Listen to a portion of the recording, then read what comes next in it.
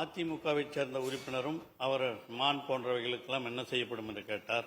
நேற்றைக்கு கூட உங்கள் கட்சியைச் சேர்ந்த சட்டமன்ற உறுப்பினர் பேசிய பொழுது கேரளாவிலே வனவிலங்கு பட்டியலிலிருந்து அது எடுக்கப்பட்டு விட்டது என்று சொன்னார். அது தவறான செய்தி.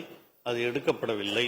தமிழகத்தில் தான் முதலாக முதலமைச்சர் அவர்கள் நேற்று அந்த சட்டத்தை கொண்டு வந்து 3 கிலோமீட்டருக்கு அப்பால் இருக்கிற பன்றிகளை சுடலாம் என்று ஆணையிட்டிருக்கிறார்கள். அதை வனத்துறையின் அதிகாரிகள் தான் சுடுவார்கள் என்றும் நேற்று சொல்லப்பட்டிருக்கிறது. பல்வேறு எல்லாருக்கும் அந்த அனுமதி கொடுத்தா துப்பாக்கி இருக்கவங்களாம் என்ன நடக்கணும் உங்களுக்கே தெரியும். ரொம்ப பேர் சுட்டு கறிக்காகவே எடுத்து போடுவாங்க.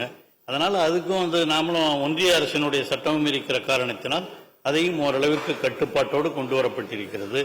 கூடுமான வரையில் அது காவல்துறை மற்றவர்களின் மூலமாக அதற்காக ஒரு கமிட்டியும் நியமிக்கப்பட்டிருக்கிறது.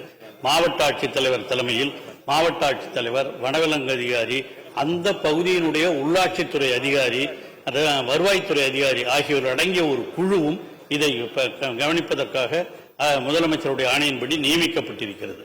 ஆகவே அது போன்ற பிரச்சனைகள் வருமானால் நீங்கள் வருங்காலங்களில் சொல்லலாம்.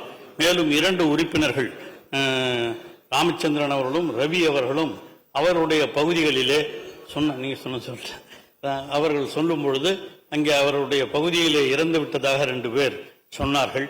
அவர்களுக்கு பட்டியல் கொடுத்தால் உங்க பகுதியில் அந்த மாதிரி இறந்திருந்து நீங்க சொன்னீங்கன்னா அவருடைய பெயர்களை குறித்து கொடுப்பீர்கள். ஆனால் நிச்சயமாக அவர்களுக்கும் முதலமைச்சரிடம் பரிந்து பேசி 10 லட்சம் ரூபாய் நிதி ஒழுங்குவதற்கான ஏற்பாடுகள் செய்யப்படும் என்பதையும் தெரிவித்துக் கொள்கின்றேன். மயில் அதை பற்றி சொன்னார். அவர் நம்முடைய மாண்புமிகு ஈஸ்வரன் அவர்கள் மயிலால் ஒரு சிறைக்கு கூட போயிருந்தான்னு சொன்னார். அந்த அளவிற்கு இனிமேல் வராது. கூடுமான வரை எல்லா வனவிலங்குகளையும் வனத்திற்குள்ளேயே வைத்திருப்பதற்கான கட்டுப்பாடுகள் எல்லாம் வனத்துறையின் மூலமாக எடுக்கப்பட்டு வருகிறது என்பதை நான் சொல்லுகிறேன்.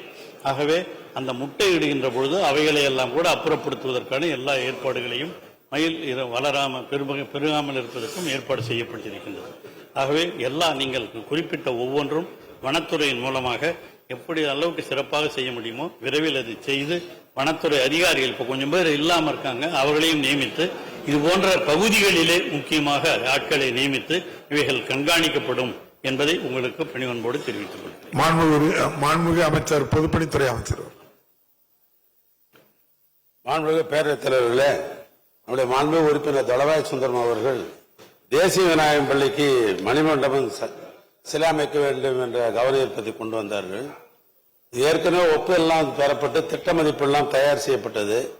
ஷெட்யூல் ஆபரேட் கூடிவிட்ட காரணத்தினால் இன்னும் கொஞ்சம் கூடுதலாக நிதி தேவைப்படுகிறது. எனவே நிதித்துறைக்கு அதை அனுப்பியிருக்கிறோம். நிதித்துறையுடைய அனுமதி பெற்ற உடனேயே ஒப்பந்தம் கோரப்பட்டு இந்த தேசிய விநாயகம் பள்ளிக்கு அங்கே மணிமண்டபம் சிலை அமைக்கப்படும்.